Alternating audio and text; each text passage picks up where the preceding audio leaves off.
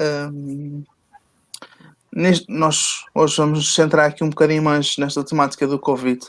Um, Estive a ver os números, nós temos perto de 6 milhões de pessoas em todo o mundo já diagnosticadas com Covid.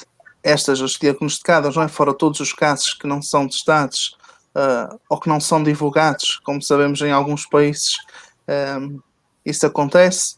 Um, a ideia é que me parece que as pessoas podem ter é que na Ásia, isto já passou há já algum tempo, que na Europa tem vindo a crescer, em alguns países parece já estar não diria a passar, mas perto do fim ou a estagnar, que nos Estados Unidos teve um crescimento muito grande, mas que também agora parecem abrandar em alguns estados, e que na América Latina começa a disparar aqui, principalmente países como o Brasil. E a pergunta que lhe faço no seguimento disto é: será nestes países, como na América Latina, como sabemos, com sistemas de saúde muito mais frágeis do que nós na Europa, do que os próprios Estados Unidos, que isto poderá ter consequências muito mais graves para estes países e que as taxas de mortalidade podem ser muito mais elevadas do que foram, por exemplo, na Europa, ou nos Estados Unidos, ou noutros locais? O que é que lhe parece? Bom, eu acho que neste momento nós podemos distinguir várias realidades epidemiológicas que, por sua vez, também entroncam em várias realidades políticas e económicas. Tudo isto acaba por estar ligado de uma forma que nunca tínhamos visto antes. Ou seja, a epidemia aparenta ter, de facto, comportamentos muito distintos consoante a densidade populacional.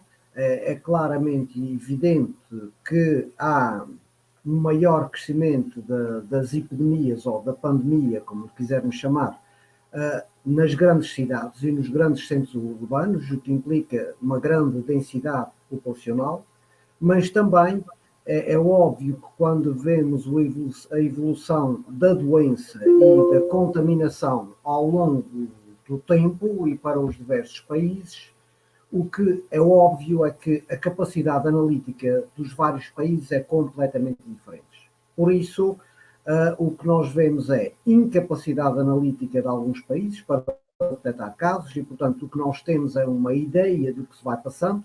No entanto, consegue-se perceber que o crescimento é exponencial no início em praticamente todos os países, exceto pequenos países ou países que tomaram medidas muito rápidas e que confinaram rapidamente a doença e as pessoas que transmitiam a doença. Na Ásia, certamente o problema já existia e numa escala bastante maior, mas, no entanto, não era associado à contaminação, provavelmente a outro tipo de doença, e agora, quando começamos a ter resultados analíticos, conseguimos perceber que a Índia, por exemplo, tem tido um crescimento brutal. O que acontece é que nós devemos olhar para este crescimento e para esses dados como uma amostra da população. Não é aquilo que está a acontecer, mas um retrato de como é que as coisas estão a evoluir. Porque mesmo que se façam poucos testes, mas se percebe que vai havendo um crescimento do número de testes de dia para dia, verificamos que há de facto um esforço. E se cada dia que passa o número de testes que se fazem tem como resultados maior número de positivos, implica que de facto a pandemia está em franco desenvolvimento. E é o que nós verificamos por aí fora, que é a incapacidade de alguns países fazerem análises, outros tomaram decisões de as fazer bastante mais tarde, e por isso, estatisticamente, temos comportamentos completamente diferentes de país para país. Relativamente ao estagnar, ao termos atingido o equilíbrio epidemiológico de alguns países, ainda é muito cedo para o dizer. Cada país tem realidades distintas e, inclusivamente, dentro do mesmo país, acabamos por ter realidades regionais que são completamente distintas. a qualidade dos dados da região Açores é muito maior que a qualidade dos dados a nível continental. Quando eu falo de qualidade, quero dizer da capacidade de interpretação, de percebermos que há de facto um esforço e sabermos quantos testes é que são feitos, quantos é que dão negativos, quantos é que dão positivos, e assim temos uma ideia muito clara da realidade. A nível nacional nós não temos essa noção, até porque a velocidade com que a infecção começou a ocorrer em cada uma das regiões é completamente diferente. E neste momento preocupa-nos especialmente Lisboa e Val do Tejo, que é a zona, é o epicentro da epidemia em Portugal, onde tem crescido o maior número de casos, numa proporção que começa a ser preocupante se esses números se mantiverem exclusivamente numa região. Ora, é olhando para o todo e tentando fazer diversas leituras, é que se vai conseguir ter uma ideia do que é que pode ser a realidade epidemiológica em cada um dos países. É claro que o caso dos Estados Unidos, a gente está a falar de 50 estados como tal, estamos a falar quase 50 países em simultâneo. Sim, As sim. realidades são muito diferentes porque também a densidade populacional e os sistemas de saúde são muito diferentes. E isto faz também a diferença no controle da curva epidemiológica, Sim. que é a capacidade de resposta dos sistemas de saúde. E vemos que essas capacidades de respostas têm sido bastante diferentes, até inclusivamente a forma como olhamos para a doença. Quando olhamos para a doença como sendo uma simples gripe, quando vamos atrás à procura de dados que conseguem explicar o entupimento das urgências, etc., percebemos como é que os diversos sistemas de saúde funcionam nos vários países. E por isso, conhecendo um pouco os sistemas de saúde dos vários países, a falta de meios, por um lado, em alguns deles, nos países em desenvolvimento ou nos países do terceiro mundo, há falta de meios, e aí a mortalidade vai ser elevada e não contabilizada. É o caso, por exemplo, do Brasil, tem uma mortalidade elevada, uma infecção enorme, resultado de muitas indefinições e de uma falta de clareza objetiva na mensagem que se passa às populações. E até do próprio presidente, não é? Sim, sim, que é o que é. Se nós vivêssemos numa guerra como parece ser, porque no fundo isto tem aqui um conjunto de vítimas brutais, quer queiramos, quer não, num curto intervalo de tempo, isto assemelha-se em quase tudo a uma guerra, até em termos económicos, temos uma economia de guerra, no fundo, no mundo. As vítimas são monstruosas, as infecções são brutais, ainda não sabemos quais são as consequências da infecção a longo prazo nas pessoas que estiveram infectadas, conhece muito pouco. E é evidente que nesse período tínhamos alguns criminosos de guerra que podíamos claramente apontar para este mundo fora, um deles o presidente do Brasil. Porque não é só o desprezar a doença, mas o induzir as pessoas à doença. Podemos dizer que é difícil de escolher as diversas situações, porque isto acaba por ser um compromisso entre a saúde e a economia, e, portanto, quando nós temos é difícil de tomar uma decisão entre a saúde e a economia, entre as pessoas morrerem de fome ou morrerem com doença, há que relativizar e há que tomar uma decisão de acordo com as prioridades, que é... Exato, era um bocadinho por aí, e peço desculpa interromper, mas era com fome, e por isso convinha dar prioridade à doença em vez da economia. Por outro lado, não há economia sem gente. Pois, essa é realmente essa dualidade de opiniões, é aquilo que nós vemos muito na sociedade, não é? Em que uns desvalorizam um bocadinho aqui o Covid e bem, isto que só mata velhinhos e a economia tem que retomar e temos que funcionar com tudo. Por outro lado, vemos outras pessoas a defender exatamente o contrário, não é? Temos que defender a saúde pública contra tudo o resto. Mas a saúde pública também e o dinheiro público alimenta-se muito da atividade privada, não é? Portanto, há aqui uma dualidade e uma posição muito, muito difícil para todos os governos, no fundo, não é? Entre optar por uma coisa e outra, e também perceberem, e depois em economias pequenas como a nossa em Portugal, qual é que é a liquidez que um país tem para aguentar isto durante muito tempo, este apoio às famílias, estes gastos todos em hospitais, em equipamentos de proteção individual, em apoio às empresas. Portanto, isto parece-me também que terá aqui sempre uma decisão muito complicada também por parte dos governos, não é? Saúde pública ou economia. Pois, a questão é que nós olhamos para isso em termos de economia, da economia que existe em todo o mundo, que estávamos habituados, portanto, olhamos para este novo paradigma na lógica dessa mesma economia, em que tudo tem que funcionar, tudo tem que produzir lucros e, portanto, é esse o pensamento dominante. E esse pensamento não faz sentido na atualidade e, portanto, olhar para a economia e esquecer-se que a economia se faz através de serviços, da produção de bens, que têm que ser comprados.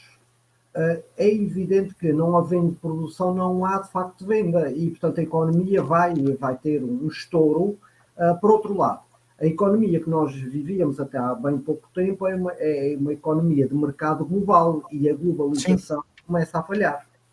Por isso mesmo, as questões económicas são relativas. Se um país estivesse sozinho com este problema às costas, aí provavelmente no contexto global tinha muitas dificuldades em levantar-se. Mas este é um problema mundial.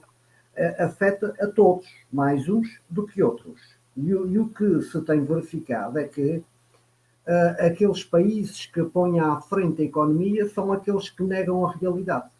Porque, no fundo, a economia nos países ditos capitalistas é governada por uma mão invisível. E essa mão invisível não é a mesma mão do povo. Enquanto a democracia pode ter uma mão invisível por detrás, tudo isto alterou-se. E essa incapacidade de ver a alteração e começar-se a pensar na mão invisível de uma economia que se vai restabelecer, porque pura e simplesmente se estabelece, porque é esta a regra, não vai funcionar.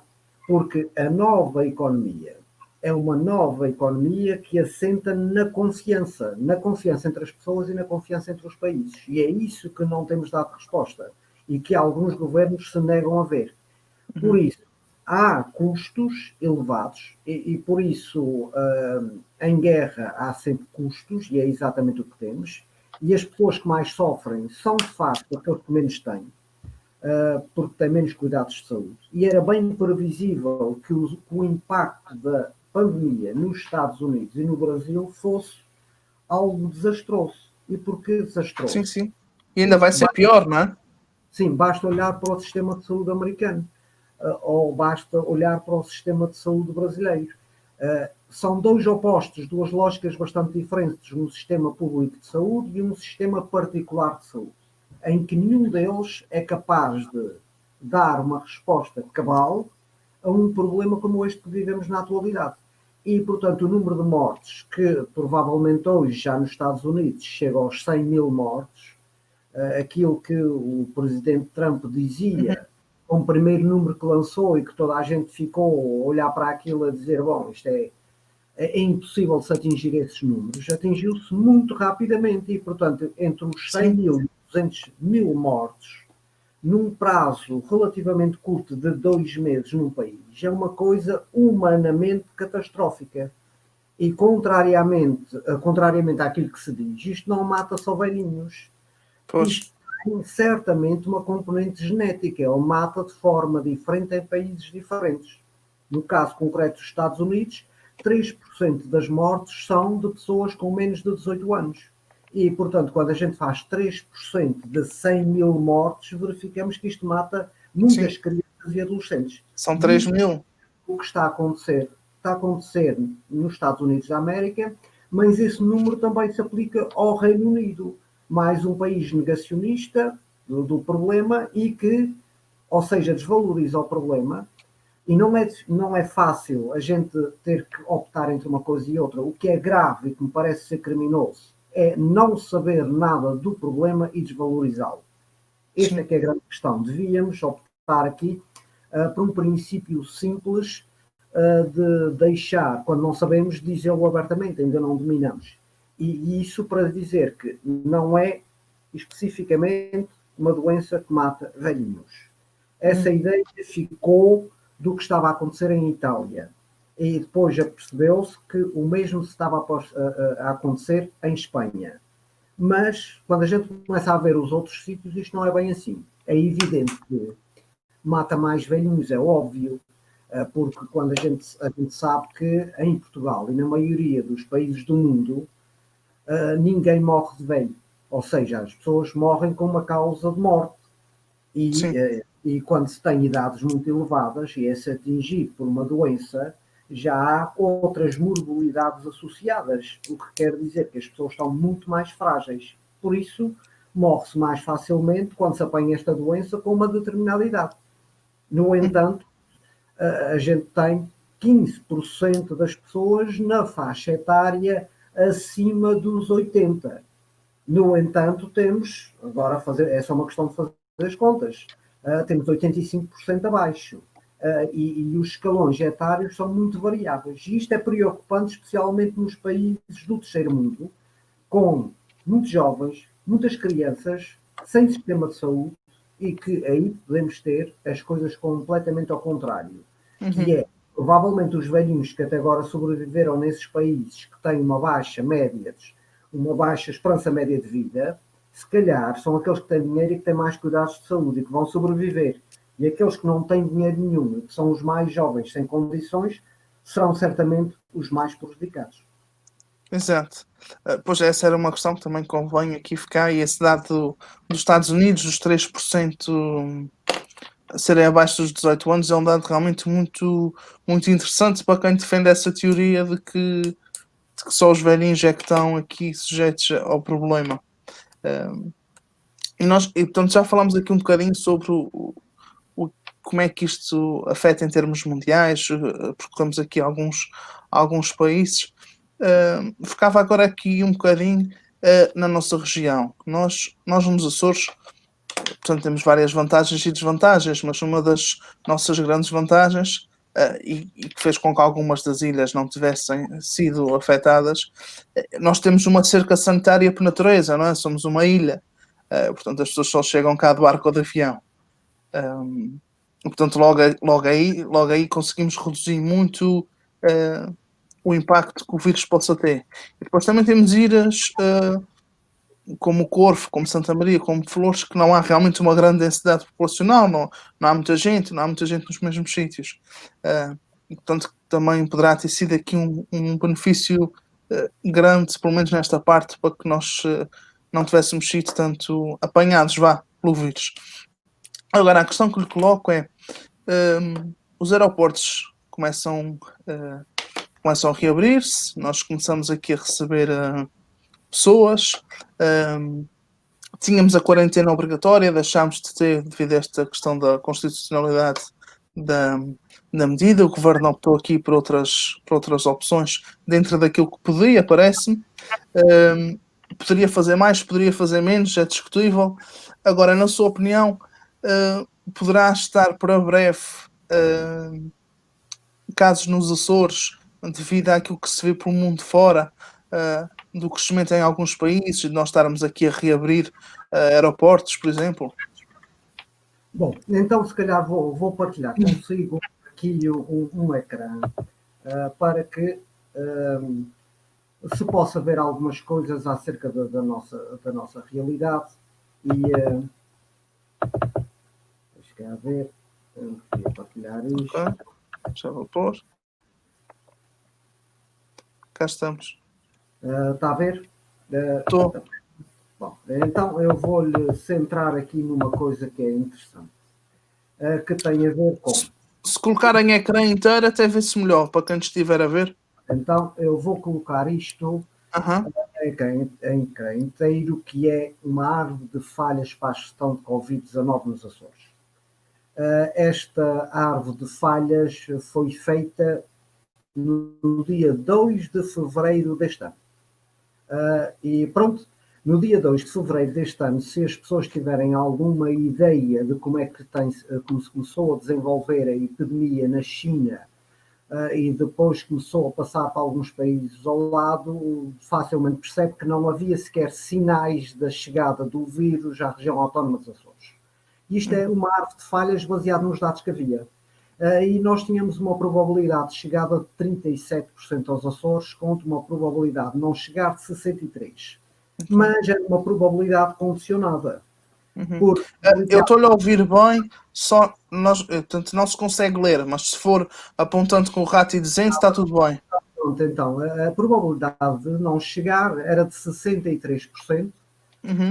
Isso implicava que a China faria um controle muito eficaz da doença. Ora, a probabilidade da China falhar no controle desta doença era por volta de 10%. O que é que se verifica? Verifica-se que a China falhou. E a China falhou essencialmente porque mentiu. E, portanto, mentiu porque os dados que estava a transmitir ao mundo não eram os dados reais, eram dados parciais. E, por isso, essa probabilidade de estar errada, o que quer dizer que isto se alterou. Esta árvore de falhas foi dada, por exemplo, ao Governo Regional exatamente logo a seguir, no dia 3 ou 4 de fevereiro, para que tivesse em atenção tudo isto. Ora, muito antes de chegar à Europa, já se preocupava com os Açores. E a probabilidade de chegada, afinal, não era 37%, era bastante mais elevada, como se verificou, e que tem a ver com se chega, como é que se gera, e se é eficaz a gestão. Porque a possibilidade disto se tornar, quando chega, de se tornar uma epidémico, é elevadíssima. E por isso há sempre probabilidade de se tornar epidémico quando chega a uma determinada ilha, como o caso concreto dos Açores, se não houver conhecimento nem preocupação com a doença. Ou seja, quanto mais desconhecermos a doença, maior a probabilidade de ela se tornar epidémica. Já nesta altura, referia que os impactos económicos iam ser extremamente elevados, os impactos sociais muito elevados, o impacto na visibilidade muito elevados, o impacto a nível do turismo muito elevados, com impactos inclusivamente psicológicos e familiares. Tudo isto se verificou. Tudo isto era um cenário que devia estar em cima da mesa para todos os países da Europa e não esteve. No dia 7, a revista Science acaba por fazer um modelo muito interessante de como é que isto se podia dispersar e quais seriam os países ou as regiões que seriam mais afetadas pelo SARS-CoV-2 que origina a doença Covid-19. E esses pontinhos que vemos aqui com várias cores são os aeroportos, os sítios mais frequentes de viagem das pessoas e, portanto, o trajeto mais específico de infecção. Ora, significa isto que se quisermos voltar à normalidade dos voos e da economia global, a gente tem que retomar essas linhas. E ao retomar essas linhas, estamos a aumentar o risco de recontaminação ou de nova pandemia ou de nova vaga, resultado de fazermos a mesma coisa sem termos os mesmos cuidados. Implica que, para evitarmos que isto aconteça de novo, temos que colocar um conjunto de restrições a tudo isto. E essas restrições são restrições para todo o lado. No fundo, não é chegar aos Açores ou não chegar, que basta um caso que se desconheça, em que não seja feita a quarentena, que esteja em contato com a população, que por sua vez, quer queiramos, quer não, estamos todos em contato uns com os outros, que passamos rapidamente de um dia para o outro, de um infectado para 5 infectados, e isto começa a crescer.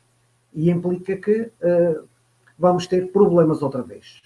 Ora, o que é que se passa então e quais são as maiores probabilidades de infecção? São exatamente nos sítios com maior densidade populacional.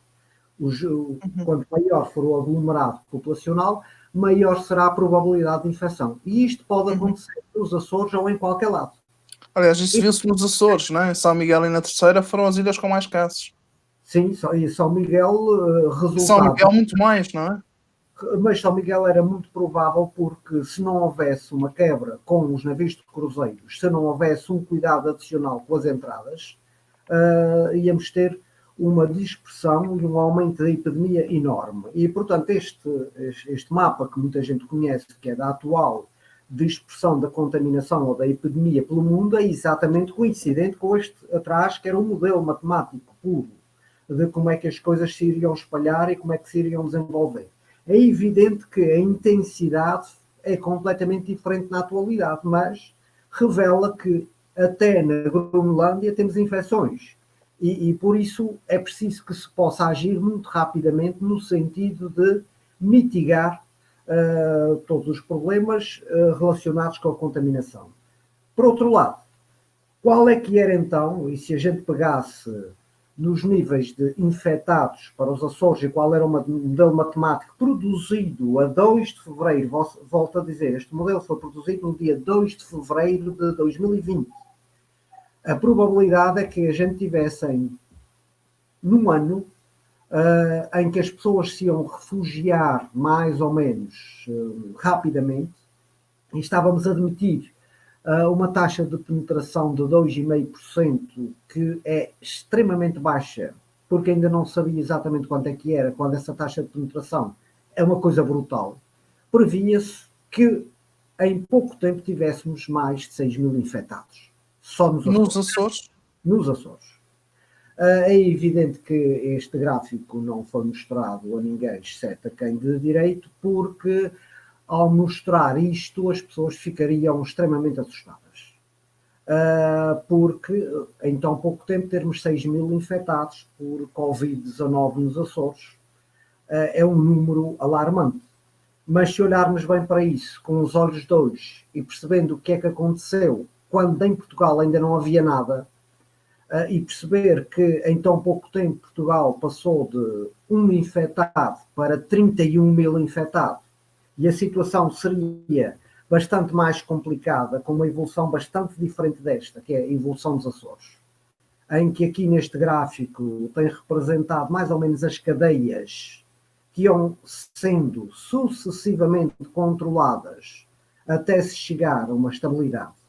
E, portanto, é muito mais fácil numa região como a região dos Açores, onde praticamente todos nos conhecemos uns aos outros, porque há sempre alguém que conhece alguém que conhece alguém, é muito fácil a gente perceber com quem é que estivemos em contacto e a partir daí estabelecer cadeias de transmissão, que é completamente diferente do que é que se passa a nível do território continental. Por isso, é mais fácil controlar numa ilha, mas não é fácil evitar que isto se torne uma epidemia. É preciso estar em cima do acontecimento e contar com a colaboração da população, porque sem a colaboração da população é impossível controlar uma coisa dessas. E penso que estaremos todos mais ou menos despertos para isto. No fundo, foram feitas estimativas, isto aqui são estimativas que foram começadas a fazer a partir de 6/4, em que já se previa que houvesse 67 infectados nos Açores, de facto, aparentemente assim, e olhando para isto, a dizer, mas como é que é possível? De facto, no dia 6/4 já tínhamos 67 infectados, e isto foi evoluindo até que, de facto, se manteve mais ou menos estável. Ora, quando nós olhamos e vemos as coisas para trás, como é que começou a epidemia em Portugal? A epidemia em Portugal começou com muito poucos casos, e aqui temos as várias tendências do que é que foi acontecendo e o que é que cada uma delas daria. Aqui a azul era a primeira tendência, que subiria provavelmente para 4 milhões e meio de infectados em Portugal no prazo de um mês. Isto é catastrófico. Isso era metade do país. Isto foi, no preciso instante, esta curva, portanto, esta curva vermelha que aparece aqui, é a curva a partir do ponto em que se decidiu fechar as universidades. Porque se não se tem fechado as universidades, a tendência era a curva azul, e que levaria a 4 milhões e meio de infectados. Depois fecharam-se as universidades e mais tarde fecharam-se as escolas. E isto aplanou a curva e que se previa que pudéssemos chegar a 1 milhão e meio de infectados. Depois tivemos o primeiro estado de emergência, que levaria a que a curva tendesse para esta parte a verde. Houve alguns um pequeno descontrole que teve a ver com o facto das pessoas começarem a sair e a querer sair de casa, que levou a que a tendência tivesse piorado e vindo aqui para a zona amarelada, cor de laranja, portanto, a seguir houve novo estado de emergência e viemos para a zona a vermelho, a preto, com esta tendência, e na atualidade temos estado a seguir uma tendência de estabilidade. Ou seja, baixamos drasticamente a curva epidemiológica. E isto é resultado de quê? Da única medida que se sabe aplicar desde os gregos, que é a quarentena.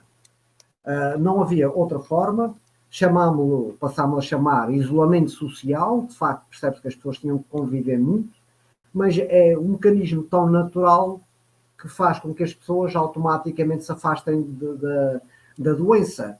E por isso, mesmo quando se começou a fechar as escolas e o governo tomou a posição de fechar as escolas, já as pessoas se estavam a afastar naturalmente por causa da doença e da contaminação. E isto é resultado, efetivamente, do conhecimento que temos. O que é que temos em termos de mortalidade no país? Isto tem estado sempre a crescer, só que cresceu de uma forma exponencial. Uma coisa é ter um morto por dia, outra é ter 2, etc. Mas, efetivamente, a gente já está nos 1.300 e tal mortes no país, que sabemos que resulta disto. No entanto, morreu muito mais. E morreu muito mais por causa de outro fator, que é as pessoas com doenças graves deixaram de ir para urgências e é bem provável, de acordo com algumas contas que têm sido feitas, que no país tenha morrido tanta gente com Covid como gente sem Covid porque não teve cuidados médicos. E isto é grave. Isso é possível perceber a partir das curvas de mortalidade e perceber como é que também varia a infecção. Isto aqui é o que aconteceu com a infecção a nível dos Açores. Em que se apresenta aqui o número reprodutivo diário, o RT, para os Açores, que quer significar o número de pessoas que uma pessoa consegue infectar em média. Quando essa capacidade que o indivíduo tem de infectar uma pessoa em média, ou seja, ao menos que uma pessoa em média, está, no fundo, um RT abaixo deste número 1, implica que as coisas estão minimamente controladas. Quando se sobe acima de 1, a situação pode descontrolar de novo para uma segunda vaga. E é o que tem estado a acontecer em Portugal neste momento. É preocupante a região de Lisboa e Vale do Tejo, porque o chamado RT já voltou a estar outra vez superior a 1, o que significa que podemos ter um novo processo de reinfecção. Eu vou parar aqui a partilha para voltarmos à conversa. Mas sim, mas deu para... realmente foram aqui alguns dados interessantes percebermos que, pelo menos nos Açores para já, a situação parece controlada, mas também lançar esta alerta de que bastará um caso para que facilmente possamos aqui contagiar mais pessoas. Muito embora, e sendo ilhas, mesmo havendo contágio, depois o controle será mais fácil dentro das ilhas, por todos os motivos e mais alguns, não é? Por nos conhecermos, por sermos uma ilha, por vários motivos que nos levam depois a controlar aqui a situação. Colocava-lhe no seguimento disto aqui a última questão, que já vamos aqui com 36 minutos de conversa, passou relativamente depressa, e portanto colocava-lhe aqui uma última questão em jeito de observação e que é um bocadinho a minha opinião pessoal, que é nós nos Açores falamos aqui muito do facto dos aeroportos abrirem, poder trazer mais gente, possivelmente infectados ou não, Mas o que é certo e o que me parece é que nós nos Açores temos algumas vantagens em termos da forma como vamos lidar com esta crise económica, com esta crise social.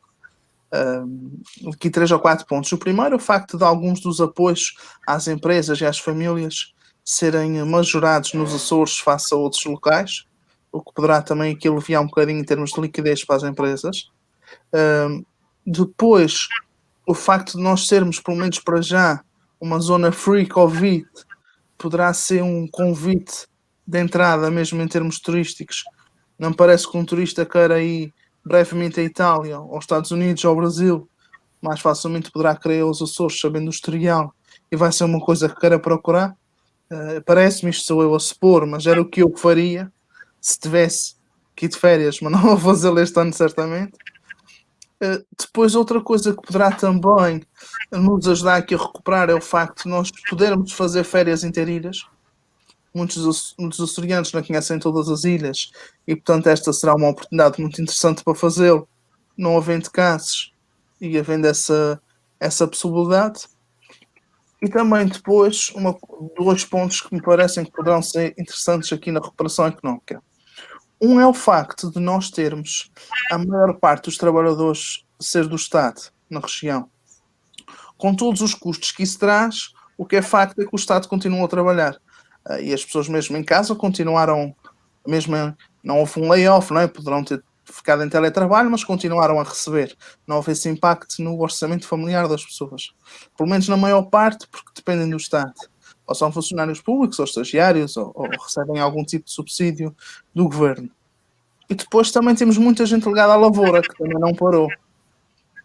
Tudo isto leva-me a acreditar que nós, embora estejamos e vamos atravessar certamente uma crise económica, uma crise social muito grande, na região poderá não ser tão grave quanto noutros locais, como a nível nacional. Não sei se partilha desta opinião ou não, se é diferente, mas está à vontade para comentar. Não, para mim é assim, não se trata de uma opinião contra uma opinião, ou seja, de que Sim, for. sim. É um debate que tem a ver com as nossas percepções, a forma como nós vemos o problema e achamos que o devemos encarar. Primeiro, relativamente à questão de os Açores poderem ser uma zona Covid-free, livre de Covid do ponto de vista turístico, não parece que funcione. Porque se nós não tivermos voos diretos de um sítio para o destino Açores, tendo que passar por qualquer outro aeroporto, não há free Covid para ninguém. O que quer dizer que isto não sei se tem vantagens ou desvantagens, mas a questão é que se nós tivéssemos empresas a voar diretamente para os Açores de um determinado destino, que nós queremos que seja de qualidade, então aí sim nós tínhamos uma ligação direta. E essa ligação direta é importante. E creio que no futuro os vários países se vão posicionar relativamente a isto, que é quem é que se relaciona com quem e que país é que abre o voo para quem. Eu duvido neste momento que qualquer país da Europa queira abrir livremente voos com os Estados Unidos e com a América do Sul. Isto tem impactos muito grandes. E por isso esquecemos este mercado neste momento. E, por outro lado, nem todos os países da Europa estão exatamente na mesma onda ou na mesma vaga. Estão em vagas completamente diferentes.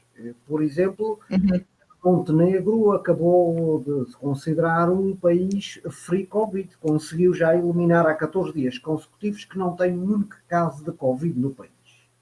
Ora, e alguns outros países estão a fazer esse esforço. O que é que isso quer dizer?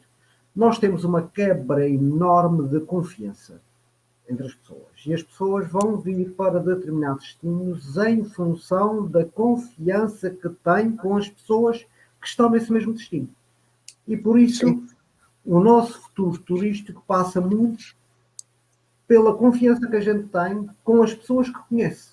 Temos que reconquistar tudo. E por isso, pensar no turismo da mesma forma que pensávamos anteriormente, e que ele é uma fatia muito importante do produto interno bruto dos Açores.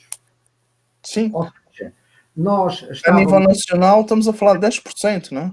A nível nacional estávamos a falar de 10%, a nível dos Açores estamos a falar mais ou menos da mesma coisa, o que quer dizer que tem aqui o turismo tinha um peso muito importante nos Açores, especialmente em São Miguel, na economia de São Miguel, mais do que nas outras economias, mas tinha aqui um peso muito importante que é preciso reconquistar e que levará muito tempo. Não é qualquer pessoa que, a partir desta pandemia, quer sentir a responsabilidade pessoal, cívica e provavelmente até cível de introduzir o vírus numa determinada região.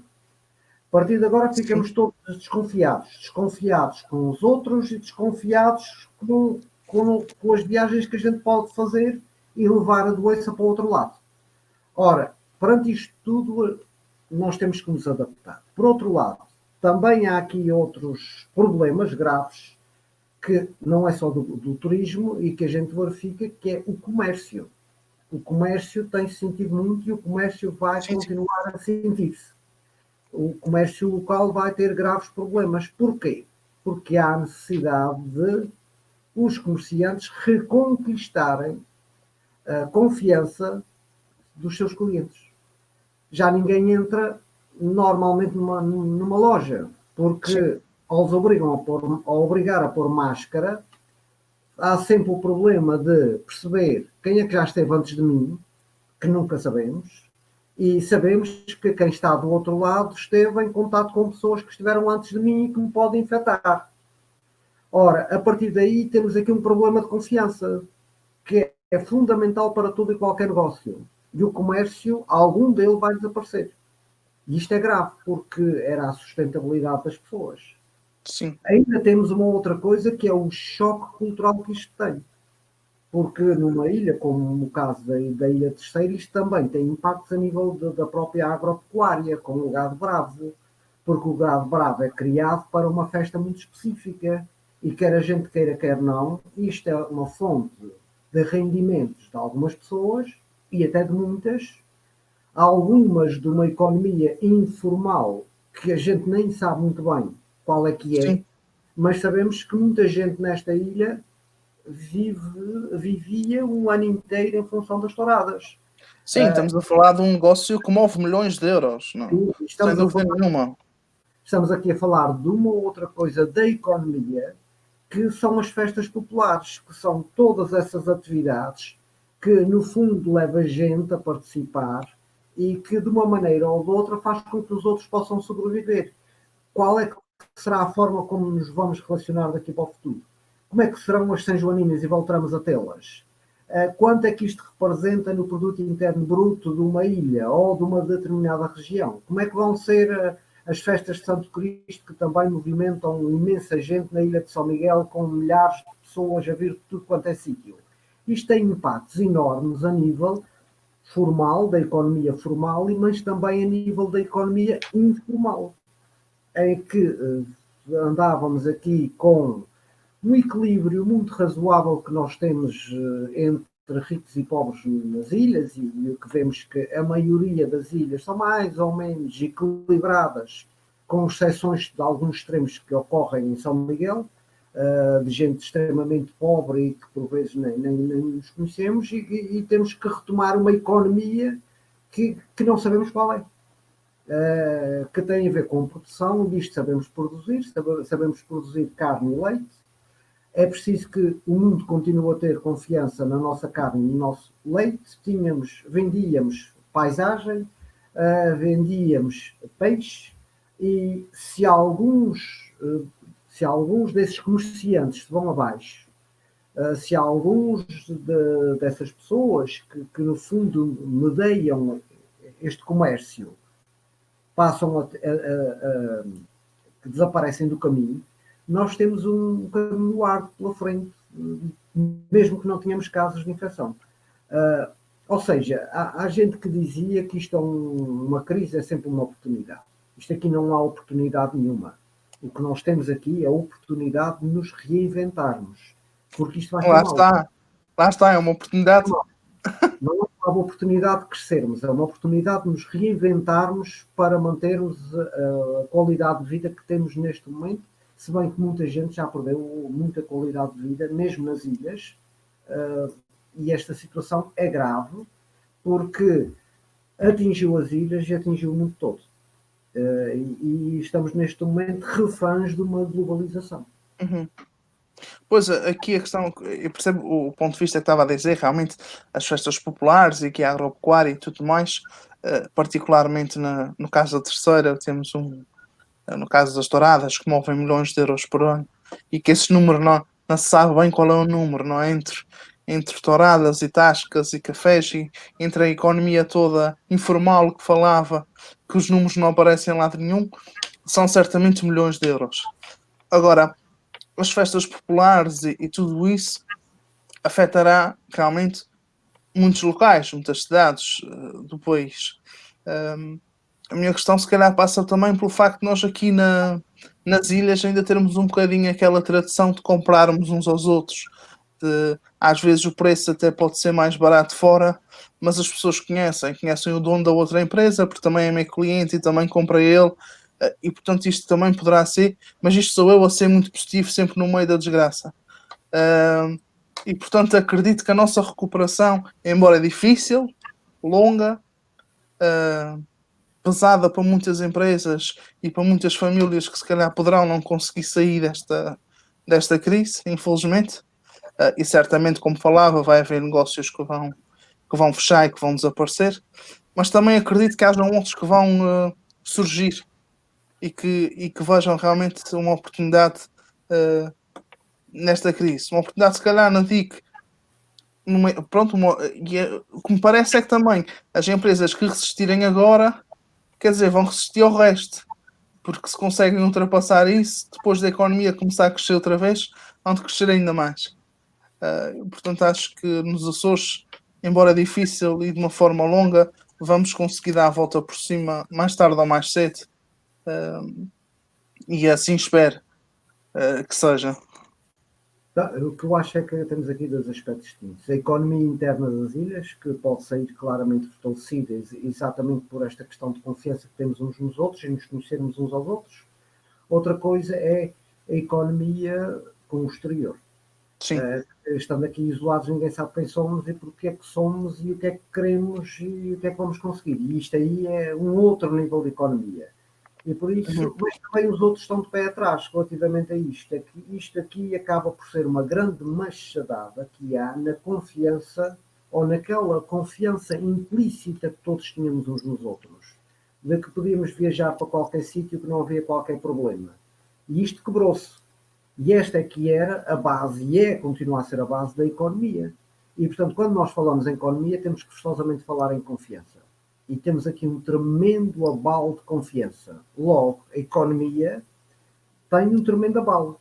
Por vezes esquecemos que, por exemplo, a moeda não é nada, absolutamente nada. Trocamos notas e moedas uns com os outros, mas aquilo representa, no fundo, trabalho, representa valor, e quando eu aceito que aquilo representa algo, é porque eu tenho confiança no Estado que o produziu ou nas pessoas que me estão a dar. Entramos neste ciclo virtual da moeda e esquecemos que aquilo representa muita outra coisa. E agora a economia real sente este abalo. O que significa que vamos ter dificuldades em recomeçar tal e qual como as coisas eram. Não roubando muito mais tempo, e já passámos aqui largamente o tempo que estava previsto. Aproveito para lhe agradecer uma vez mais a sua participação.